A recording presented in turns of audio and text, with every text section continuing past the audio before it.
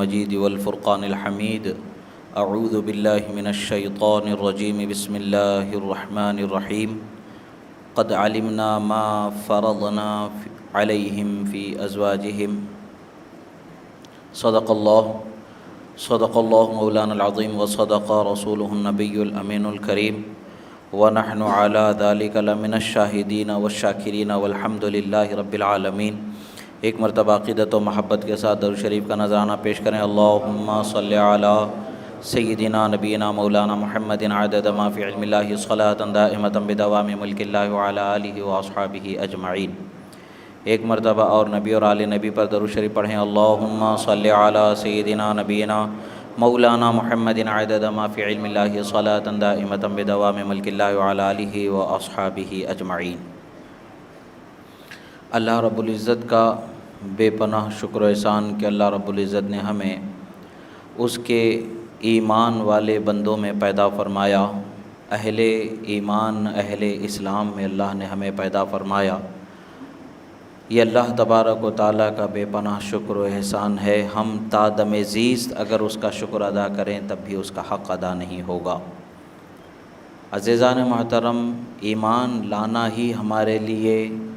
کامیابی کی عظیم دولت ہے۔ ساتھ ہی ساتھ اللہ تبارک و تعالیٰ فرماتا ہے کہ مومنوں کو ایمان لانے کے بعد ایسے ہی نہیں چھوڑا جائے گا بلکہ انہیں آزمایا جائے گا، ان کے لیے آزمائشیں آتی رہیں گی۔ آزمائشیں کیا ہے؟ مصیبتیں پریشانیاں انسان کے سامنے آتی ہیں اور انسان صبر اور شکر کے ساتھ اللہ اور اس کے رسول صلی اللہ علیہ وسلم کے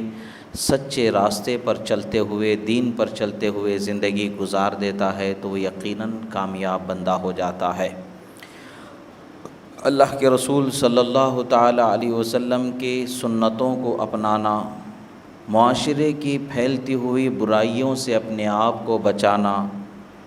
گناہوں کی عادت سے اپنے آپ کو بچانا، جو اللہ نے ہمیں بخش دیا اس نعمت پر صبر و شکر کے ساتھ زندگی گزارنا،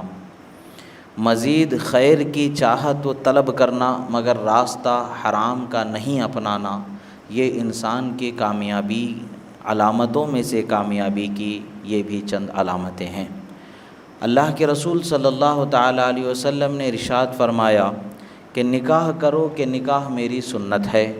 جو نکاح سے ہو یا اور کسی میری سنت سے رغبت نہیں رکھتا، چاہت نہیں رکھتا، وہ ہم میں سے نہیں ہے۔ آج شادی بیاہ کا چونکہ یہ موسم ہے، شادی بیاہ کا چونکہ یہ وقت چل رہا ہے، یہ سنت کے ادا کرنے کے ارادے سے شادی بیاہ کی طرف پیش قدمی ہونی چاہیے۔ ایسا نہیں کہ صرف محض ایک فارمیلٹی پوری کرنی ہے یا دنیا کا کوئی ایک رسم و رواج کو پورا کرنا ہے، دنیا کے کسی طور طریقے کو اپنانا ہے، اس خیال سے آگے نہیں بڑھنا چاہیے بلکہ شادی ایک سنت کو ادا کرنے کے ارادے سے آگے بڑھنا ہے۔ آج ہمارا ماحول ایسا بنتا جا رہا ہے، شادی مطلب ایک ایسی چیز ہو گئی ہے کہ ہم آس پاس اپنے اس شادی سے ایک ماحول بنانا چاہتے ہیں۔ دہیج میں اتنے لاکھوں پیسے لینا ہے، اتنے تولے سونا لینا ہے اور گاڑیاں لینا ہے، یہ ساری چیزیں ہم دوسرے لوگوں کو یہ بتانا چاہتے ہیں کہ ہم نے جس جگہ پر شادی کی ہے اس گھر والوں نے ہمیں اتنا سونا دیا ہے، اتنا پیسہ دیا ہے، اتنا مال دیا ہے، زمین دی ہے، وغیرہ وغیرہ۔ ہم اس کو تفاخر کا سبب بنا کر کے ایک دوسرے کے اوپر سبقت لے جانے کی کوشش کرتے ہوئے ہم نے شادی بیاہ کو زمین جائیداد، سونا چاندی، گاڑی بنگلہ ہڑپنے کا ایک طریقہ بنا لیا۔ اولاد کا ماں باپ پر جو فرض ہے، جو ذمہ ہے شادی کا، وہ شادی کرنا ان کے لیے اتنا مشکل بنا دیا کہ آج شادی مطلب ایک ایسی پریشانی لوگوں کے لیے بن گئی ہے کہ ماں باپ نہ جانے کتنی مرتبہ وہ اپنے خون کے آنسو روکتے ہیں، نہ جانے کتنی مرتبہ اپنی پریشانیوں کو وہ گھٹ گھٹ کر کے سینے میں دبا لیتے ہیں اور بھوکے پیاسے رہ کر کے اپنی خواہشوں کو، اپنی ضرورتوں کو، اپنی بیماریوں کو چھوڑ کر کے وہ بچوں کی ذمہ داری کو پورا کرنے کے لیے، اس شادی کے فرض سے اپنے آپ کو سبکدوش کرنے کے لیے، اس امید پر کہ ہمارے بعد ہمارے بچوں کی زندگی خیر کی گزر جائے گی، یہ سوچ کر کے ان کی شادی کرنے میں اور وہ تمام مطالبات کو جٹانے میں لگ جاتے۔ اور افسوس کی بات ہے کہ شادی کرنے والوں کو اس کا کوئی شرمندگی ہونے کا کوئی شرمندگی نہیں ہوتی، کوئی افسوس نہیں ہوتا ہے، کوئی پریشانی نہیں ہوتی ہے، ذرا برابر کہ انہیں دل میں ندامت نہیں ہوتی ہے کہ ہم ایک لڑکی کے ماں باپ پر آخر ظلم ڈھائیں تو کتنا ظلم ڈھائیں۔ یاد رکھیں ہم میں کا ہر ایک شخص ذمہ دار ہے، اور قیامت کے دن اللہ تبارک و تعالی ہمیں ہر ذمہ داری کے بارے میں سوال کرنے والا ہے۔ اور اگر آج ہم نے آواز نہیں اٹھائی اخلاق و کردار سے، اگر ہم نے اپنے معاشرے کو محفوظ کرنے کا کوئی قدم نہیں بڑھایا، تو یاد رکھیں آنے والی نسلوں میں ہمارے لیے شادی مشکل بن جائے گی اور گناہ عام ہو جائے گا۔ اور آج ہم دیکھ رہے ہیں اللہ کے رسول صلی اللہ تعالیٰ علیہ وسلم نے فرمایا ہے کہ ایک ماں باپ کے لیے بچی کی شادی کرنا، بچیوں کی شادی کرنا کس قدر اس کے لیے ثواب کا سبب ہے۔ اللہ کے رسول صلی اللہ علیہ وسلم نے فرمایا ما من مسلم تدرکہ ابنتان فیحسن صحبتہما الا ادخلتاہ الجنہ، فرمایا یہ حدیث مبارکہ ادب المفرد کے اندر حدیث مبارکہ کو روایت کیا گیا ہے۔ رسول اکرم صلی اللہ تعالیٰ علیہ وسلم فرماتے ہیں کہ جو انسان کو ایک بچی، ایک روایت میں آیا ہے، ایک روایت میں 2 بچی آیا ہے، ایک روایت میں 3 بچی آیا ہے، بہرحال ایک بچی پر بھی وہ ثواب ہے، 2 بچیوں پر بھی وہ ثواب ہے، 3 بچیوں پر بھی وہ ثواب ہے، جتنی بچیوں کے لیے بھی وہ کرے گا اتنا ہی اس کو ثواب ہے کہ اپنی بچیوں کی وہ اچھی تربیت کرتا ہے، اسے اچھے اخلاق سکھاتا ہے، اسے اچھا کردار سکھاتا ہے، اور اسے اللہ رسول کی محبت سکھاتا ہے، قرآن اور شریعت کے مسائل اسے سکھاتا ہے، نماز پڑھنا، قرآن پڑھنا سکھاتا ہے، حلال اور حرام کا فرق کرنا سکھاتا ہے، اور اسے ایک اچھے گھر میں بیاہ دیتا ہے، دیندار رشتے میں جب اس کو تلاش کر کے دیندار گھر میں اس کی شادی کر دیتا ہے، تو اللہ تبارک و تعالیٰ کی بارگاہ میں کل قیامت کے دن یہ بچیاں سفارش کر کے اس ماں باپ کو جنت میں لے جانے کا سبب بن جاتی ہیں۔ یہ ماں باپ اپنے بچوں کے ساتھ حسن سلوک کرتے ہیں تو وہ اپنی جنت سنوار رہے ہوتے ہیں، مگر ان کی جنت سنوارنے کے لیے ان کو اتنا کٹھن سامنا کرنا پڑتا ہے، اتنی مشکلوں سے ان کو گزرنا ہو رہا ہے۔ آج کے لوگوں کے لیے پریشانی کا حال ایسا بن گیا ہے کہ شادی کرنا مطلب یہ ہے کہ نہ جانے کتنی جگہوں سے انہیں بیاج پر پیسے لینا پڑتا ہے، نہ جانے کتنی ان کی زمین کو، گھروں کو گروی رکھنا پڑتا ہے، نہ جانے کتنی جگہوں پر انہیں قرض لینا پڑتا ہے، نہ جانے کہاں کہاں ہاتھ پھیلانا پڑتا ہے۔ اب شادی بیاہ کی ذمہ داریاں ختم ہو جانے کے بعد میں ان قرضوں کو ادا کرتے ہوئے، چکاتے ہوئے کتنی جگہ انہیں شرمندہ و رسوا ہونا پڑتا ہے، کتنی جگہ انہیں پیسوں کے مطالبے پر شرمندہ و خوار ہو کر کے آنسو بہاتے ہوئے اپنے گھروں کو لوٹنا پڑتا ہے، کتنی ان کی ضرورتوں کو وہ قربان کر کے اپنے بچوں کے مستقبل کو سنوارنے کی جو انہوں نے کوشش کی ہے اس کا بھگتان انہیں بھگتنا پڑتا چلا جا رہا ہے۔ یہ ساری چیزیں کس طریقے سے بن رہی ہیں؟ یاد رکھیں یہ ساری تکلیفوں کا ذمہ دار کون ہوگا؟ وہ گھر اور وہ بچہ اور وہ گھر والے ذمہ دار ہوں گے جنہوں نے ایک ماں باپ کو، ان کی بچی کو اپنے بیاہ میں، اپنے نکاح میں لانے کے عوض میں اتنا مال اور دولت کا مطالبہ کر کے اتنا بوجھ ان کے اوپر ڈال دیا کہ ان کی زندگی ان کے لیے دشوار ہو گئی ہے۔ 2 وقت کی روٹی انہیں چین سے کھانا نصیب نہیں ہوتا، قرضوں کو چکاتے چکاتے زندگی ختم ہو جاتی ہے۔ آخر اس قدر لوگوں پر زیادتی کرنے کا فائدہ کیا ہے؟ وہ بھی تو جنت کما رہا ہے، تو آپ کے لیے بھی تو جنت کا دروازہ، رحمت کا دروازہ کشادہ کیا گیا ہے۔ اللہ کے رسول صلی اللہ تعالی علیہ وسلم کا فرمان، امام عسقلانی علیہ رحمت و رضوان الافصاح فی احکام النکاح کے اندر ایک حدیث مبارکہ کو روایت فرماتے ہیں کہ تزوجوا النساء فانہن یاتین بالرزق، فرمایا کما قال کہ تم نکاح کرو کہ عورت تمہارے گھر میں رزق کی برکت لے کر کے آنے والی ہے۔ ہمارے گھر میں رزق کی برکت نکاح کے سبب اللہ تبارک و تعالیٰ عطا فرما رہا ہے۔ ہمارے گھر میں رزق وہ ان کے دروازے سے پہنچ رہا ہے، بلکہ ان احادیث مبارکہ، اس مفہوم کی احادیث مبارکہ کی تشریح میں بڑے بڑے جلیل القدر علماء، عرفاء، اولیاء نے یہی بیان فرمایا ہے، اگر گھر میں برکت سے آدمی پریشان ہے، بے برکتی سے دوچار ہے، تو نکاح کرنا چاہیے کہ گھر میں برکت اس کے کشادہ کر دی جاتی ہے۔ اور آج حال ایسا ہے کہ ہم یہ سوچتے ہیں کہ ہمارے گھر میں برکت آنے کا یہ مطلب ہے کہ ہم جس گھر میں بچی کو بیاہ رہے ہیں، شادی کر رہے ہیں، اس گھر سے ہمیں اتنے تولہ سونا آنا چاہیے، اتنے لاکھ ہمیں پیسہ ملنا چاہیے، اتنی گاڑیاں ہمیں ملنی چاہیے، اتنی زمین ہمیں ملنی چاہیے۔ یہ جو دوسروں کے مال پر، مردار کے اوپر جس طریقے سے گدھ نظریں جمائے بیٹھی رہتی ہے، وہ صفت آج ہمارے معاشرے کے ہم نے بنا لیا ہے۔ ہم نے قیامت کے دن کو بھلا دیا ہے، کیا ہم نے یہ بھلا دیا ہے کہ ہمیں موت کے دروازے سے ضرور گزرنا ہے؟ اور کیا ہم نے اس کو بھلا دیا ہے کہ ہمیں کل قیامت میں حشر میں اللہ تعالیٰ ضرور سوال فرمانے والا ہے کہ تم نے نکاح کیا ہے تو کیسے نکاح کیا ہے؟ کیا تم نے نکاح کو آسان کیا ہے یا تم نے نکاح کو مشکل بنا کر کے نکاح کیا ہے؟ عزیزان محترم، اللہ کے رسول صلی اللہ علیہ وسلم نے فرمایا نکاح کو اتنا آسان کر دو، اتنا آسان کر دو کہ گناہ زنا کرنا لوگوں کے لیے مشکل ہو جائے۔ اور آج ہمارے پاس معاذ اللہ معاشرہ، ہمارا ماحول جو اطراف کا ہے، یہ ملک چونکہ تمام مکاتب فکر کے رہنے کا ایک ٹھکانہ ہے، ہر مذہب کا رہنے والا فرد اس میں رہتا ہے، اس وجہ سے گناہوں کے لیے ایک اور راستہ بھی کشادہ ہو گیا ہے، کھلا ہوا ہے معاذ اللہ۔ مگر کسی بھی ماحول میں، کسی بھی قسم کے لوگوں میں، کسی بھی جگہ پر جب بندہ مومن زندگی گزارتا ہے، اسلامی اخلاق و کردار پر وہ اپنی زندگی گزارتا ہے، تو اہل حق کا قدم اور ان کا پرچم ایسا بلند و بالا فرما دیا جاتا ہے کہ زمانہ تاریخ کے ابواب سے ہی صحیح اس تاریخ کو دیکھ کر کے یاد کرتا ہے کہ کیسے عزم و ارادے والے گزر گئے، کیسے حوصلے والے گزر گئے۔ حضرت سعد بن ابی وقاص رضی اللہ تعالی عنہ کا زمانہ ہے، یہ وہ جلیل القدر صحابی ہیں جن کو دنیا ہی میں رسول اللہ نے جنتی ہونے کی بشارت عطا فرما دی ہے۔ ایران پر اسلامی لشکر نے پیش قدمی کی ہے اور وہاں پر جنگوں کا ماحول بنا ہوا ہے، شہر سے دور، وطن سے دور، گھر سے دور، ایک طویل مدت، ایک طویل سفر جنگجو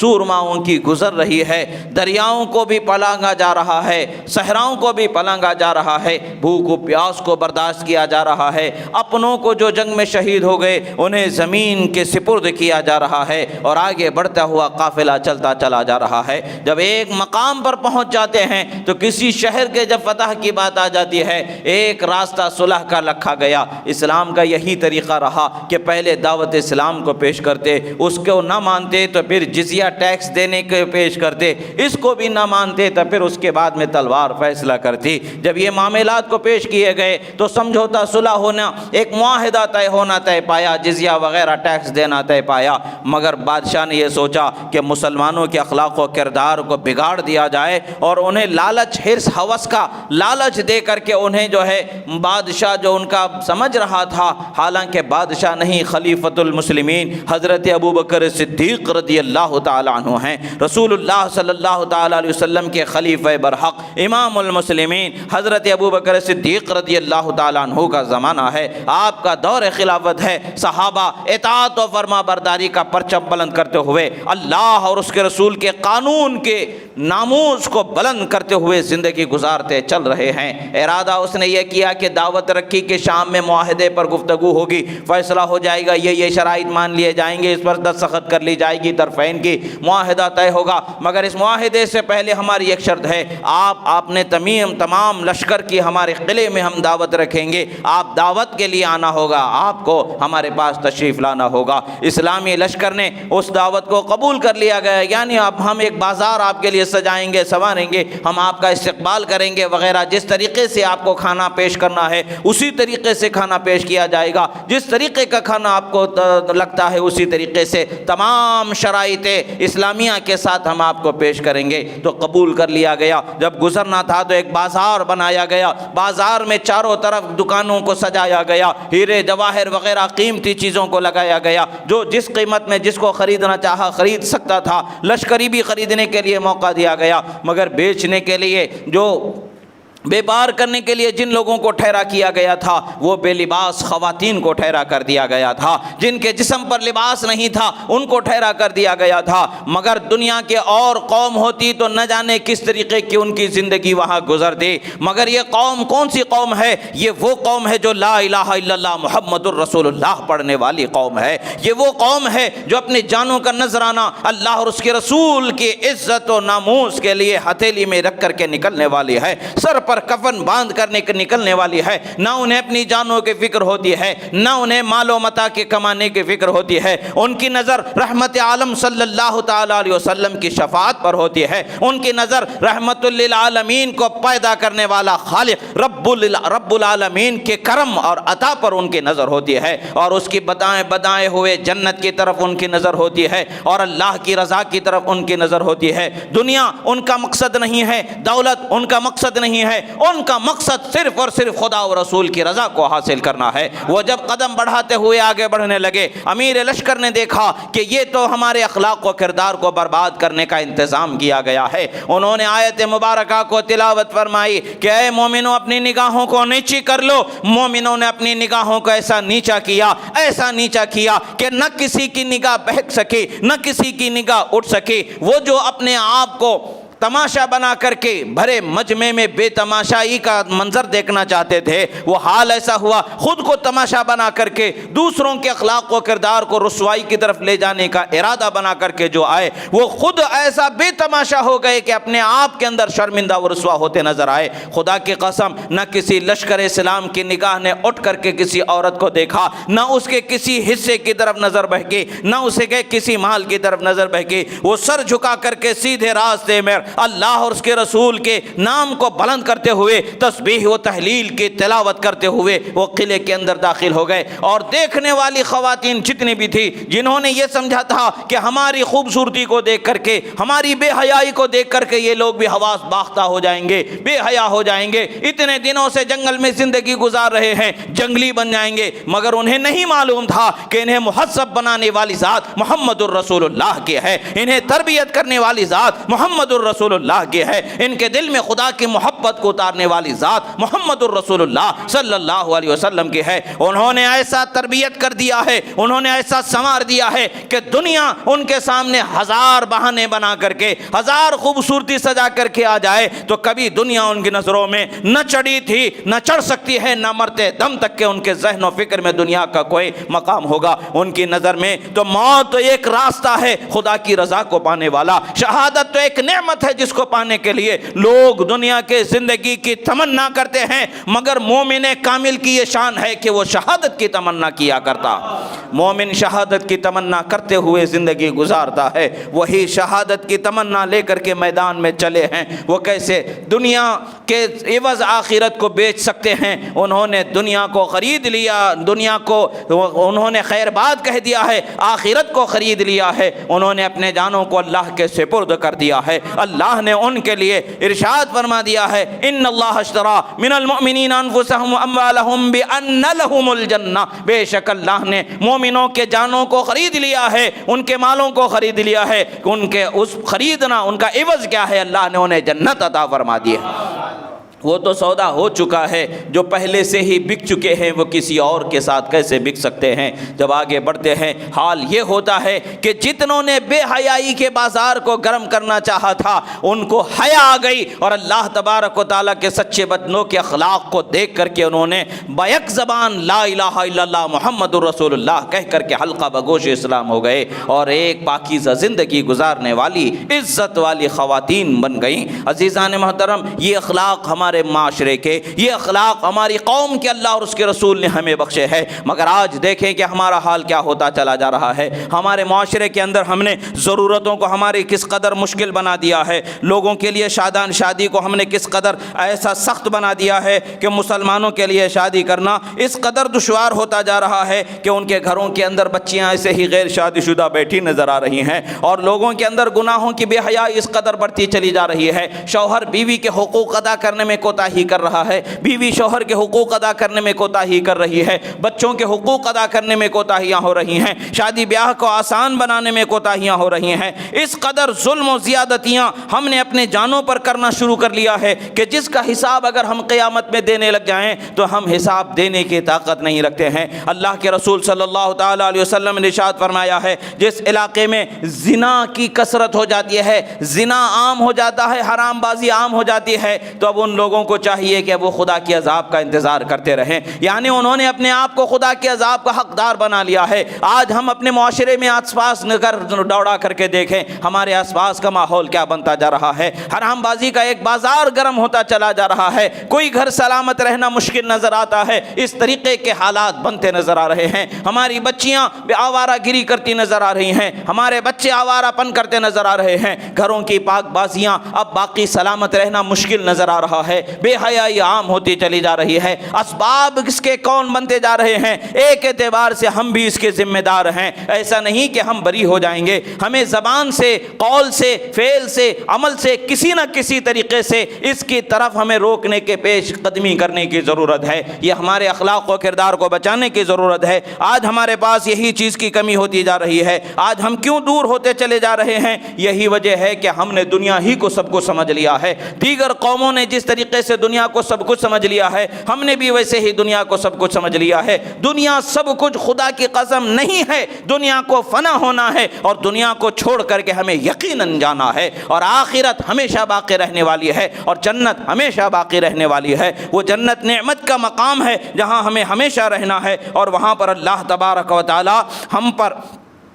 اپنی رحمت اور انعام و اکرام فرمائے گا۔ قیامت کی نشانیوں میں سے ایک، قیامت کی نشانیوں میں سے کیا نشانیاں ہیں؟ ان من اشراط الساعۃ ان یرفع العلم ویکثر الجہل ویکثر الزنا ویکثر شرب الخمر ویقل الرجال ویکثر النساء حتی یکون ل50 امرأة القیم الواحد، فرمایا کما قال رسول اللہ صلی اللہ علیہ وسلم، قیامت سے پہلے علم کو اٹھا لیا جائے گا، علم، دینی علم اٹھتا چلا جا رہا ہے، اور آج ہم دیکھ رہے ہیں کہ دینی علم سے ہم بہت دور ہوتے چلے جا رہے ہیں۔ ایک زمانہ تھا کہ گھر کے بڑے بوڑھے جو ذمہ دار ہوتے تھے وہ چھوٹے موٹے عالم کے پاس جتنا علم ہوتا اتنا تو اپنے دین کا ضرورت کا علم رکھا کرتے تھے، نماز، روزہ، وضو، غسل، حج، فرض عبادتوں کو وہ جانتے تھے، اسلام اور کفر کا وہ فرق رکھتے تھے اور اپنے بچوں کو نصیحت کرتے نظر آتے تھے۔ وہ بڑے بوڑھے جیسے جیسے اپنے محلوں سے، اپنے گھروں سے ختم ہوتے چلے جا رہے ہیں، آج ہمارا معاشرہ بے لگامی کی طرف بڑھتا چلا جا رہا ہے۔ وہ یہ تصور کرتا چلا جا رہا ہے کہ اب ہمیں کوئی ٹوکنے والا نہیں ہے، اب ہمیں کوئی روکنے والا نہیں ہے، ہم جیسا من میں آیا ویسا کریں گے۔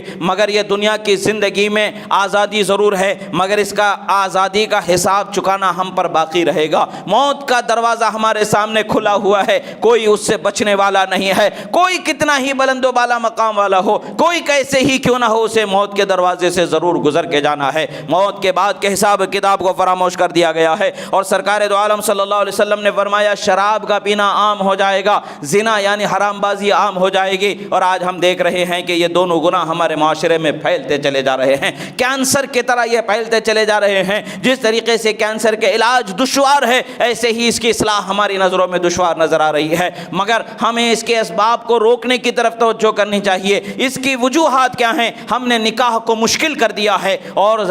دوسرے گناہوں کے لیے آسانی کے راستے کھلتے چلے جا رہے ہیں۔ نکاح کو آسان کرنے کی کوشش کریں، اور جو حقوق ہیں شوہر بیوی کے، ان حقوق کو ادا کرنے کی کوشش کریں۔ آپ شادی شدہ ہیں تب بھی آپ پر ایک حق ہے کہ اپنی بیوی کا جو حق ہے اس حق کو ادا کرنا ہے۔ اس حق کے ادا کرنے میں آپ کوتاہی کریں گے، آپ تھکاوٹ کا بہانہ بنائیں گے، کام کا بہانہ بنائیں گے، ذمہ داریوں کا بہانہ بنائیں گے، جیسا بھی ہوگا اگر آپ اس کے حق ادا کرنے میں کوتاہی کریں گے تو جان لیں کہ آپ کے گھر میں بھی کوتاہی ہونا شروع ہو جائے گی، اور آپ کے اخلاق و کردار میں بھی کوتاہی بڑھنا شروع ہو جائے گی۔ اگر آپ نے اپنی نگاہوں کو سنبھال کر کے رکھا ہے، اپنے ہاتھوں کو سنبھال کر کے رکھا ہے، آپ کا گھر بھی سلامت رہنے والا ہے، اور اگر آپ نے اپنی نگاہوں کو نہیں سنبھالا ہے، اپنے ہاتھوں کو نہیں سنبھالا ہے، آپ کا گھر بھی برباد ہونے والا ہے۔ مطلب یہ ہے کہ ہمیں سب سے پہلے ہمیں اپنے آپ کو سنبھالنے کی ضرورت ہے، ہمیں اپنے آپ کو سنوارنے کی ضرورت ہے، اپنی نگاہوں کا حساب لینا ہے، اپنے اخلاق و کردار کا حساب لینا ہے، ہم نے عمل کیا کیے ہیں ان عمل کا ہمیں حساب لینا ہے،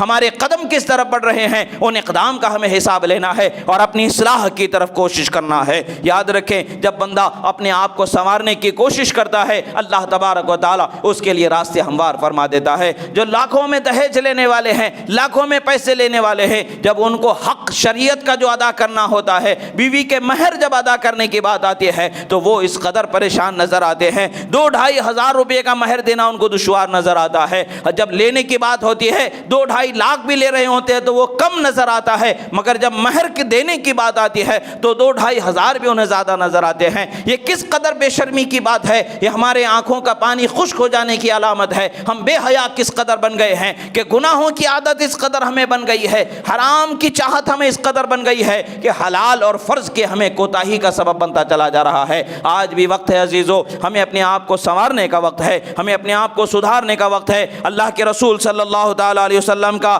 یہ فرمان ہمارے سامنے ہے کہ رسول اللہ صلی اللہ تعالیٰ علیہ وسلم نے فرمایا ہے کہ مومنوں کے اندر جب زنا عام ہو جاتا ہے تو اللہ تبارک و تعالیٰ کا عذاب عذاب کا سامنا ہونا ہوتا ہے، اور چھوٹے چھوٹے عذابوں میں سے بھی اگر دیکھا جائے تو پانی کی کمی ہو جانا، اور یہ سب سے عام سی چیز نظر آتی ہے، مگر اللہ تبارک و تعالیٰ نے قرآن مجید میں بھی فرمایا ہے کہ استغفروا ربکم انہ کان غفارا یرسل السماء علیکم مدرارا۔ اللہ تعالیٰ فرماتا ہے اے لوگو، خشک سالی سے تمہارا سامنا ہے، قحط سالی سے تمہارا سامنا ہے، بارشوں کی قلت سے تمہارا سامنا ہے، تو سمجھو کہ تمہیں توبہ و استغفار کرنے کی ضرورت ہے، توبہ کی ضرورت ہے۔ رب ذوالجلال کی بارگاہ میں سچی توبہ کرو، اللہ آسمانوں سے بھرپور بارشیں تمہیں عطا فرمائے گا، تمہارے مال اور تمہارے اولاد کو مدد کرنے والا، کافی ہونے والا پانی اور اللہ تعالیٰ رزق اور اناج عطا فرمائے گا۔ یہ قرآن مجید میں اللہ تبارک و تعالیٰ نے بیان فرمایا ہے۔ مگر ہم میں سے کتنے ایسے ہیں جو خدا کا خوف اپنے دل میں رکھتے ہیں؟ ہم میں سے کتنے ایسے ہیں جو خدا کے خوف سے اپنے آپ کو گناہوں سے بچانے کی کوشش کرتے ہیں؟ عزیزو، آج ہمیں اپنے آپ کی اصلاح کرنے کی ضرورت ہے، خدا کے خوف کو اپنے دل میں بسائیں، موت کو کبھی نہ بھولیں، موت کے دروازے سے ہمیں گزرنا ہے۔ اپنے اسباب، اپنے اطراف میں، ماحول میں، معاشرے میں نیکیوں کے ایک ماحول کو پیدا کرنے کی کوشش کریں، گناہوں سے بچنے کے ماحول کو بنانے کی کوشش کریں، نماز روزے کی پابندی بنانے کی کوشش کریں، خود بھی نماز روزے کی پابندی کریں، اور اپنے ساتھی دوست جو اپنے پاس پڑوس کے ہیں، پڑوسی کا حق ہے جس طریقے سے آپ اچھا کھائیں تو اچھا کھانا پڑوسی کو بھی بھیجنا آپ کا حق ہے، وہ اچھا کھانا لینے میں پڑوسی جیسا اپنا حق سمجھتا ہے ویسے ہی اچھی نصیحت لینا بھی اس کا حق ہے۔ اگر کوئی نیک پڑوسی، نمازی پڑوسی آپ کو نماز کی نصیحت کرتا ہے تو یہ اس کا حق ہے، اور اس کی نصیحت کو ماننا یہ آپ کا حق ہے۔ مانیں، نماز کی طرف آگے بڑھیں، اور گناہوں سے اپنے آپ کو روکنے کی کوشش کریں، اور اپنے گھر کی عورتوں کو یاد رکھیں۔ اگر آپ نمازوں کے وقت پر اپنی گھر کی عورتوں کو سوتا چھوڑ دیں گے اور نمازوں سے غافل چھوڑ دیں گے، آپ سے سوال ہوگا، آپ سے پوچھا جائے گا کہ آپ نے ایسا کیوں کیا جب آپ کو حاکم بنایا گیا تھا۔ ایک وقت چائے ٹھنڈی اگر دے دی تو برداشت نہیں ہوتا ہے، ایک وقت پر کھانا لیٹ پہنچا دیا تو برداشت نہیں ہوتا ہے، ایک وقت پر کپڑے اور پانی صحیح طریقے سے ہماری صفائی کا انتظام اگر نہ ہو جائے تو برداشت نہیں ہوتا ہے۔ وہاں ظلم و ستم کے ایسے بازار گرم ہو جاتے ہیں کہ جس کا کوئی اندازہ نہیں ہوتا ہے۔ یہ تو حقوق العباد میں آپ اس قدر بے چین ہو جاتے ہیں، حقوق اللہ جس کے آپ بھی ذمہ دار ہیں، جواب دہ ہیں، وہ بھی ذمہ دار ہے، جواب دہ ہے، اس کی طرف کیوں غفلت ہوتی ہے؟ یہاں پر بھی آپ بھی پابندی کریں، انہیں بھی پابند کرائیں، اور اللہ کے رسول صلی اللہ تعالیٰ علیہ وسلم کے فرمان کے مطابق اپنے آپ کو خدا کی رحمت کا حقدار بنائیں۔ عزیزو، ایک ماحول بنانے کی ضرورت ہے، ایک ذمہ داری کے ساتھ ایک نئی امنگ لے کر کے زندگی کو آگے بڑھانے کی ضرورت ہے۔ اپنے معاشرے کے اندر سے جو دہیج کی لعنت ہے، جو پیسوں کا مطالبہ ہے، اس کو ختم کرنے کی ضرورت ہے، اور جن کی شادیاں ہو چکی ہیں وہ تو کچھ کر نہیں سکتے ہیں، ہاں زبان اور کردار اور حوصلے سے ساتھ دے سکتے ہیں۔ جو نوجوان بچے ہیں ان سے گزارش ہے کہ وہ اپنا حوصلہ و ارادہ بنائیں کہ تمہیں اللہ نوازے تو تم انہیں دے دو، مگر ان کے گھر سے ایک روپیہ، ایک دانہ بھی نہ لیا جائے۔ یہ حوصلہ بنائیں، یہ ارادہ بنائیں، اپنے شادیوں کو آسان کریں، سنت کے طریقے پر ادا کریں، اور جو ولیمہ ہے آپ کو جس قدر اللہ نے طاقت بخشی ہے اس قدر اس کے ادائیگی میں سنت کریں، کھلائیں پلائیں، خوشی کا اہتمام کریں، مگر یہ کہ جتنی طاقت ہے اتنا کریں، اس سے زیادہ کی ضرورت نہیں ہے۔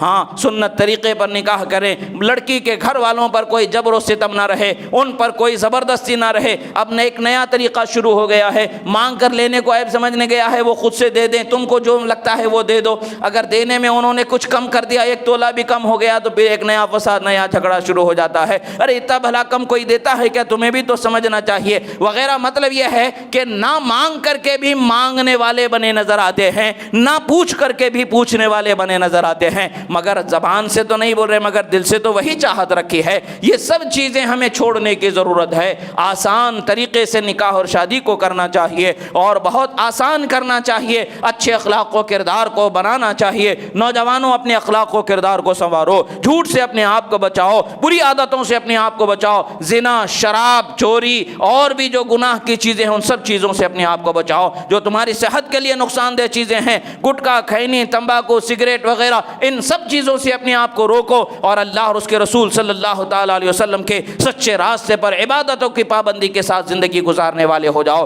یقیناً یہاں بھی کامیابی ملے گی، وہاں بھی کامیابی ملے گی۔ یہ ماحول چونکہ ہمیں بنانے کی ضرورت ہے، زمانہ ہو گیا بگڑ چکا ہے، اب اگر اس بگاڑ کو کوئی سدھار سکتا ہے تو وہ ہماری نوجوان قوم ہے جو مضبوط فیصلہ لے کر کے اس کو سدھار سکتی ہے۔ نوجوانوں کے عزم و ارادے کی ضرورت ہے۔ جب نوجوان عزم و ارادہ بنا لیتا ہے تو اقبال نے کہا ہے عقابی روح جب بیدار ہوتی ہے مسلمانوں میں، نظر آتی ہے انہیں اپنی منزل آسمانوں میں۔ کہا ہے کہ اپنی منزل کو آسمانوں میں دیکھو، ہماری منزل جنت ہے جو اللہ تبارک و تعالیٰ نے ہمارے لیے بنایا ہے، اس تک ہمیں پہنچنا ہے، اس کا حصول ہمیں کرنا ہے۔ تو دنیا میں ہماری زندگی خدا و رسول کے قانون کے مطابق ہونے چاہیے۔ اللہ تبارک و تعالیٰ کی بارگاہ میں دعا ہے جو کہا گیا سنا گیا، کہنے میں سننے میں جو غلطی ہوئی اللہ تعالیٰ اسے معاف فرمائے۔